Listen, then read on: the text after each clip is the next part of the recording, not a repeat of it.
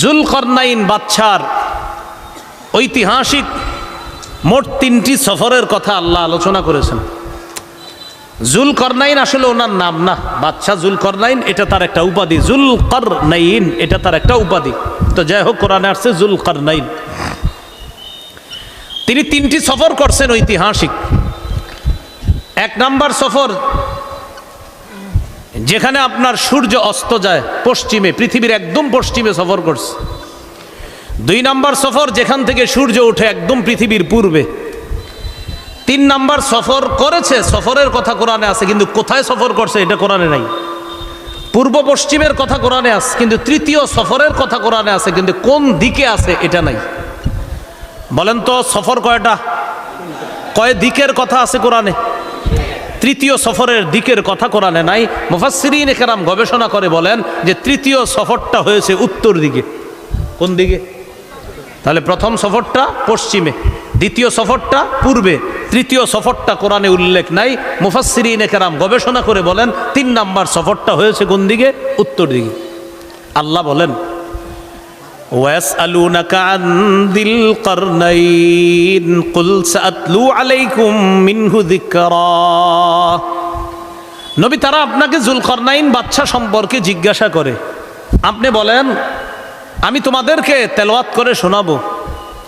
জুলকরনাইন বাদশার ব্যাপারে আমি কিছু আলোচনা তোমাদেরকে শোনাবো।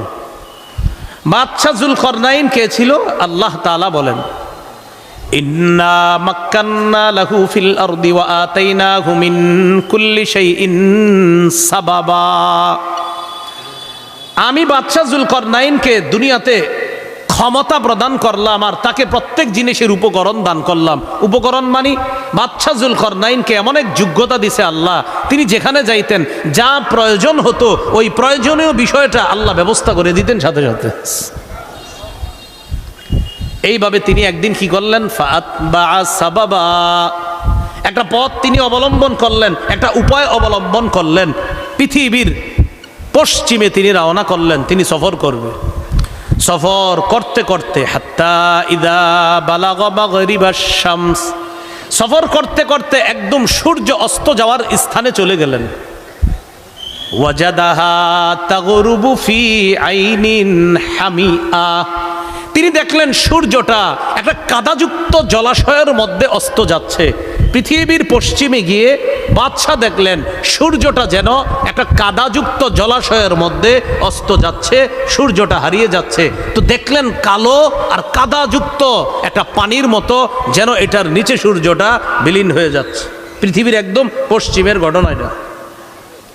ওয়াজাদা ইনদাহা কওমা, সমুদ্র পারে মানে পৃথিবীর যেখানে সূর্যটা অস্ত যায় ঠিক এর এই পাশে তিনি একটা জাতি পাইলেন। তার মানে পৃথিবীর একদম পশ্চিম প্রান্তে একটা জাতি পাইলেন।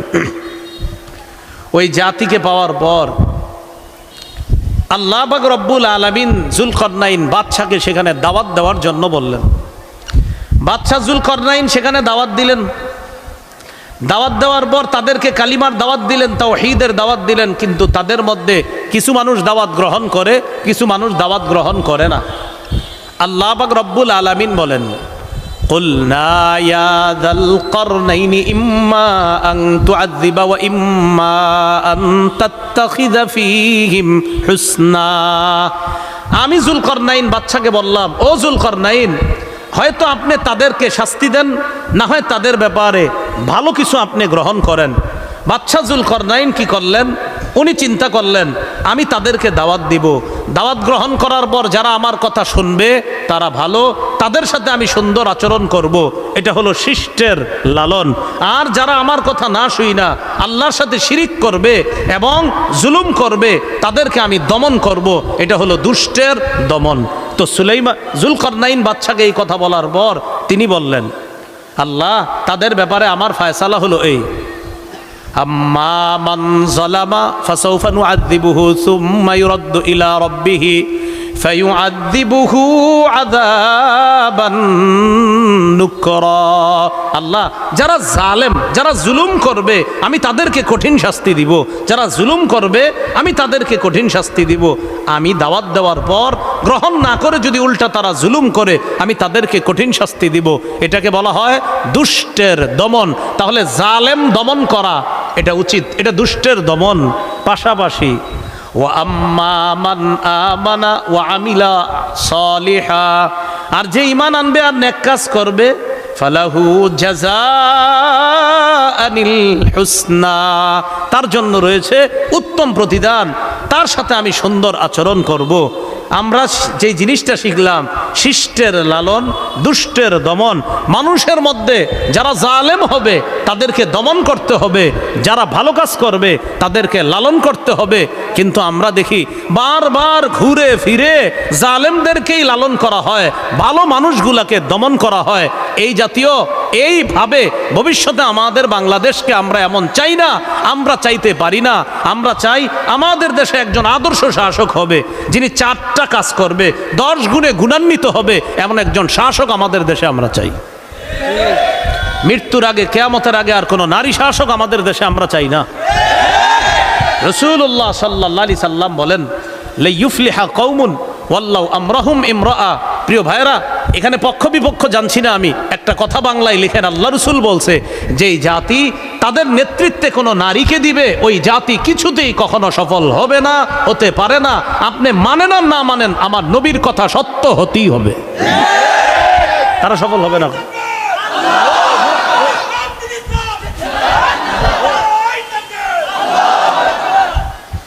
তাহলে 4 নাম্বার গুণ শিষ্টের লালন, দুষ্টের দমন, মানে ভালোকে লালন করা, খারাপকে দমন করা। এটা মুসলিম শাসকের 4 নাম্বার বৈশিষ্ট্য। মুসলিম শাসকের 5 নাম্বার গুণ কি হবে? ও পরবর্তী আরেকটা সফর, জুলকারনাইন বাদশার পরের যে সফরটা, সেই সফরটা হয়েছিল আপনার পূর্ববাস। তো পূর্ববাসে সফর হওয়ার পর সেখানে সূর্য উদিত হয়, সেখানেও তিনি সেম, আল্লাহ বলছে দাওয়াত দেওয়ার জন্য, তিনি সেখানেও 2 সিদ্ধান্ত গ্রহণ করলেন। আমি দাওয়াত দেওয়ার পর যারা জালেম হবে তাদেরকে আমি দমন করব, আর যারা জালেম হবে না তাদেরকে আমি লালন করব। এটা ছিল তার দ্বিতীয় সফর। 3 নাম্বার সফরটা ছিল উত্তর দিকে। সেখানে তিনি যাইতে যাইতে হাত্তা ইদা বালাগা বাইনাস সাদ্দাইন, 2 পাহাড়ের মাঝখানে তিনি পৌঁছলেন। ওই পাহাড়ের মাঝখানে পৌঁছার পর এক জাতি পাইলেন, যেই জাতি জুলকারনাইন বাদশার কথা বুঝে না, তিনিও তাদের কথা বুঝে না। বাদশাহ জুলকারনাইন দুভাষীর মাধ্যমে তাদের সাথে কথা বললেন, এক বর্ণনা, আরেকটা হলো ইশারায় তাদের সাথে কথা বললেন। ওই জাতি বাদশাকে বললেন, আপনার কাছে আমরা একটা কথা পেশ করতে চাই। কই কি কথা? কই সেই কথাটা হলো এই, ইন্না ইয়াজুজা ওয়া মাজুজা ফিল আরদ মুফসিদুনা ফিল আরদ। পাহাড়ের ওই পাশে 2টা জাতি আছে, একটার নাম ইয়াজুজ আর একটার নাম মাজুজ। তারা দুনিয়াতে খুব ফাসাদ সৃষ্টি করে, আমাদের ঘর বাড়িতে রাতের বেলা আইসা ডাকাতি করে, ছিনতাই করে, আমাদের সম্পদ লুট করে নিয়ে চলে যায়। এটা বাদশাকে তারা জানাইলেন। বাদশা বললেন, আমি কি করতে পারি? তারা বললেন, আপনি যদি তাদের মাঝে আর আমাদের মাঝে একটা প্রাচীর নির্ধারণ করে দিতেন, একটা প্রাচীর বানায়া দিতেন, আমাদের জন্য ভালো হইত। এখান থেকে আমরা মুসলিম শাসকের 5 নাম্বার গুণ জানবো। মুসলিম শাসকের 5 নাম্বার গুণ হলো জনগণের জন্য অকাতরে বিলিয়ে দেওয়া। বলেন, জনগণের জন্য অকাতরে বিলিয়ে দেওয়া। তো ওই জাতি যখন বলল আমাদেরকে একটা প্রাচীর করে দেন, প্রাচীর করে দেওয়ার জন্য আপনার যা যা লাগবে আমরা আপনাকে দিব, যদি কোনো ট্যাক্স চান, কিছু চান, আমরা আপনাকে দিব। এটা বাদশাকে অফার করলো তারা। বাদশা বললেন, না না, কোনো ট্যাক্স দিতে হবে না, কিচ্ছু দিতে হবে না, আমি তোমাদের সমস্ত খরচ বহন করব। এখানে প্রাচীর নির্মাণ করার জন্য যা যা লাগে আল্লাহ আমাকে দিয়েছেন, আমি সব দান করব। জনগণের জন্য কি করা? অকাতরে বিলিয়ে দেওয়া 5 নাম্বার বৈশিষ্ট্য। তো আমাদের অবস্থা হলো এমন, একটা ছোট্ট রাস্তা করবে, এখানে রাস্তার টেন্ডার হয়ে গেছে, আগামী শুক্রবার থেকে কাজ শুরু হবে। এই রাস্তার কাজ শুরু হওয়ার আগে রাস্তার আশেপাশে যে ঘরবাড়ি, এদের কাছে গিয়ে বলে প্রত্যেক পরিবার 10,000 টাকা করে দিতে হবে। আরে ভাই, কেন 10,000 টাকা দিতে হবে? মানে এটা সরকারি রাস্তা হবে, আমরা কেন 10,000 করে দিব? নিচ্ছে সরকারি খাম্বা বসবে, ওই খাম্বা বসানোর আগে যারা যারা বিদ্যুৎ নেবেন এদের কাছে আইসা বলে জন প্রতি 7,000 টাকা করে দিতে হবে। শুধু শুধু টেন্ডার কিন্তু নিয়ে আসা হয়েছে, এই টাকাটা এটা ফাও নেওয়া হয় এবং এটা যাদের পকেটে যায়, অন্যায়ভাবে যায়, জনগণের টাকা চুরি করে এটা নেওয়া হয়। কেন? আপনি তো টেন্ডার পেয়েছেন, সরকারের টাকা, আপনি এটা করবেন জনগণের জন্য, কেন পাশে যে ঘর বাড়িগুলা এরা প্রত্যেকে এই পরিমাণ টাকা দিতে হবে? আল্লাহ আমাদেরকে হেফাজত করেন। এটা আর কি, এটা হলো আপনার একটা, এটা আউট ইনকাম। কি ইনকাম? এটা আউট। হ্যাঁ, এটা হলো পাতি পাতি যারা আছে ছেসরা টাইপের, এদের ইনকাম এটা। আপনার কাছে বাদশাহ জুলকারনাইন কি বললেন? আমি প্রাচীর নির্মাণ করে দিব, কিচ্ছু লাগবে না, তোমরা একটু সহযোগিতা করতে পারবানি আমাকে? কয় কি সহযোগিতা? আইনুনি বিকুওয়াতিন, তোমরা একটু শক্তি খরচ হবে, ওই যে লোহার পাতগুলা দেখা যায়, এই পাতগুলা একটু আইনা দিবা, পারবা? কখনো সমস্যা নাই, অনেক শক্তিশালী জাতি। কয় পাত আইনে দেবো আমরা। আজ আল বাইনাকুম ওয়া বাইনাহুম রদমা, আমি তোমাদের মাঝে আর তাদের মাঝে একটা প্রাচীর নির্মাণ করে দিব, তোমরা নিয়ে আস। লোহার পাত আনার পর দুই পাহাড়ের মাঝখানে এই পাতগুলা রাখতে রাখতে দুই পাহাড়ের মাঝখানের ফাঁকা জায়গাটা লোহার পাত দিয়ে পূরণ করা হয়ে গেছে। এবার এই পাতগুলো একটা আরেকটার সাথে পার্টিশন দিতে হবে, রেখে দিলেই তো হবে না, বা কারণ ইয়াজুজ মাহুজ এসে আবার ধাক্কা দিলে পড়ে যেতে পারে। ইটগুলো যদি শুধু গেঁথে রাখেন আর যদি এটা দিয়ে সিমেন্ট টিমেন্ট না দেন, প্রলেপ না দেন, থাকবে না, পড়ে যাবে।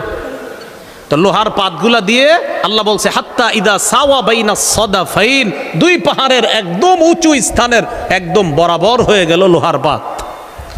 জুলকারনাইন বাদশা বললেন, এক কাজ করো, উনফুখু, তোমরা আগুন জ্বালাও, ওই আগুনের মধ্যে হাওয়া দাও। ওই যেটা দেখবেন ওই যে হাপর যারা বানায়, দাঁড় কুড়াল টুরাল বানায় না, এরা কি করে দেবে, এটা ওখান থেকে আসছে কিন্তু। ফুদাও আগুনের মধ্যে, আগুনের তাপ বাড়াও, তা আগুনের মধ্যে দেওয়ার পর এবার এক কাজ করো, সীসা গলাও। কোনো বর্ণনায় অন্য কিছু আসছে, ওটা গলাও, গলানোর পর এটা আমার কাছে দাও। দেওয়ার পর বাদশাহ জুলকারনাইন কি করলেন, ওই গলিত যে অংশগুলা এগুলো আপনার ওই লোহাগুলার মাঝখানে দিয়ে দিলেন, তখন মজবুত একটা প্রাচীর দেয়াল তৈরি হয়ে গেল। তিনি তাদের কাছ থেকে কোনো কিছু গ্রহণ করলেন না, উল্টা নিজ খরচে ওই প্রাচীরটা তিনি নির্মাণ করে দিলেন। তাহলে মুসলিম শাসকের 5 নম্বর বৈশিষ্ট্য, সেটা হলো জনগণের জন্য অকাতরে বিলিয়ে দিবে। জনগণ আপনাকে বিশ্বাস করে, আপনি অকাতরে বিলিয়ে দিবেন। 6 নম্বর মুসলিম শাসকের 6 নম্বর বৈশিষ্ট্য গুণ হলো মানুষের জন্য কিছু করতে পারলে আল্লাহর শুকরিয়া আদায় করা। সূরা কাহফের 98 নম্বর আয়াতে আছে, জুলকারনাইন বাদশা মানুষের জন্য কিছু করতে পাইরা তিনি বললেন, রহমাতুম মির রব্বি, আমি যে তোমাদের জন্য কিছু করতে পারলাম এটা আমার রবের রহমত, দয়া। সুবহানাল্লাহ। আমি যে তোমাদের জন্য কিছু করতে পারলাম এটা আমার কোনো কৃতিত্ব না, রহমাতুম মির রব্বি, এটা আমার রবের পক্ষ থেকে দয়া। তাহলে 5 নাম্বার জনগণের জন্য অকাতরে বিলিয়ে দেওয়া। 6 নাম্বার জনপ্রতিনিধি জনগণের জন্য কিছু করতে পারলে নিজের ক্রেডিট না দেখানো, বরং এটা বলা আমার রবের অনুগ্রহ, দয়া, যে আমার রব দয়া করেছে তাই আপনাদের জন্য আমি কিছু করতে পারছি। এটা হলো 6 নাম্বার। মুসলিম শাসকের 7 নাম্বার গুণ,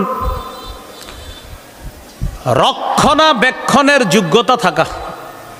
রক্ষণাবেক্ষণের যোগ্যতা থাকা, হিসাব পাতি এইগুলা খুব ভালোভাবে বোঝার চেষ্টা করা। যেমন সূরা ইউসুফের 55 নম্বর আয়াতে আছে, ইউসুফ নবী জেলখানা থেকে বের হওয়ার পর মিশরের বাদশাকে গিয়ে বললেন, ইজআলনি আলা খাজাইনিল আরদ, খাদ্য ভাণ্ডারের দায়িত্বটা আমাকে দেন, খাদ্য ভাণ্ডারের দায়িত্ব এটা আমাকে দেন। এটা কে বললেন? ইউসুফ আলাইহিস সালাতু ওয়াস সালাম, যে খাদ্য ভাণ্ডার যেটা আছে এটার দায়িত্বটা আপনি আমাকে দেন। এই খাদ্য ভাণ্ডারের দায়িত্ব ইউসুফ আলাইহিস সালাতু ওয়াস সালাম চাইলেন।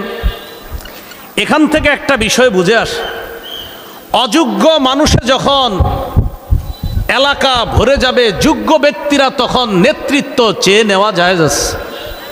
এই কথাটা বুঝেন, বুঝে ঠিক বললেন।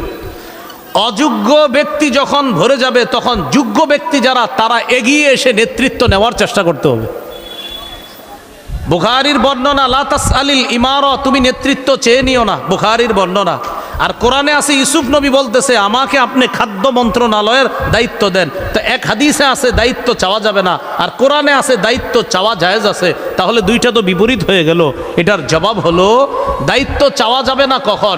যখন যোগ্য ব্যক্তিরা দায়িত্বের আসনে থাকবে তখন অযোগ্য ব্যক্তিদের দায়িত্বে আসার দরকার নাই, তখন আপনি দায়িত্ব চাওয়া দরকার নাই। আর দায়িত্ব চাবেন কখন? যখন অযোগ্য ব্যক্তিরা যোগ্যতার আসনে বসে থাকবে তখন যোগ্য ব্যক্তিরা দায়িত্ব চেয়ে নেওয়া এটা জায়েজ আছে। যেমন ইউসুফ নবী চেয়ে নিস, আমাকে আপনি খাদ্য মন্ত্রণালয়ের দায়িত্ব দেন, অন্যদেরকে দিলে চুরি হবে, ডাকাতি হবে, আমাকে দিলে আমানতদারিতা রক্ষা হবে, চুরি হবে না, খাদ্য মন্ত্রণালয় সঠিকভাবে পরিচালনা হবে। এটা হলো সূরা ইউসুফের 55 নম্বর আয়াত। তাহলে রক্ষণাবেক্ষণের যোগ্যতা থাকা, এটা হলো 7 নাম্বার গুণ, বৈশিষ্ট্য। মুসলিম শাসকের 8 নাম্বার গুণ, এটা আমার সাথে একটু বলেন, বলেন ঘুষ গ্রহণ করবে না।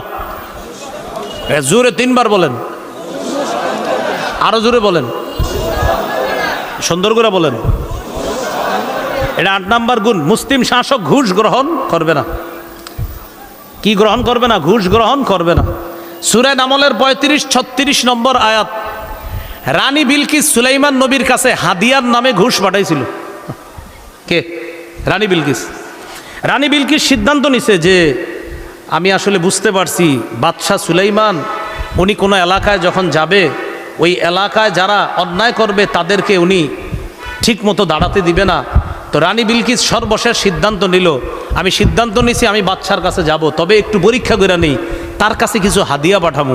হাদিয়া পাঠানোর পর যদি দেখি গ্রহণ করে, তাহলে বুঝবো তিনি দুনিয়াদার।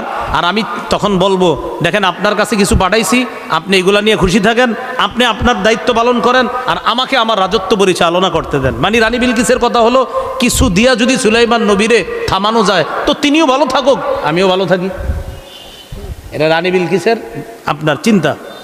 তো রানী বিলকিস বলতেছে, ইন্নী মুরসিলাতুন ইলাইহিম বিহাদিয়াত ফানাযিরাতুম বিমা ইয়ারজিউল মুরসালুন। আমি বাদশাহ সুলাইমানের কাছে হাদিয়া পাঠাবো, এরপরে দেখবো দুধ যারা হাদিয়া নিয়ে যায় তারা কি নিয়ে ফিরে আসে। তাফসীরের কিতাব আসছে, রানীর ইচ্ছা হলো তিনি যদি এইগুলা গ্রহণ করে, তখন বলবো যাক আপনি যেহেতু গ্রহণ করছেন, বোঝা গেল আমার ব্যাপারে আপনি খুশি আছেন, আমার রাজত্বে আপনি আর হাত বাড়ায়েন না, আমিও আপনারে নিয়ে আর কিছু বলবো না, আপনি ভালো থাকেন, আমিও আমারটা ভালো থাকি, আপনিও খান আমিও খাই, এরকম আর কি বিষয়টা। তো দুধ যারা তারা আসছে সুলাইমান নবীর কাছে।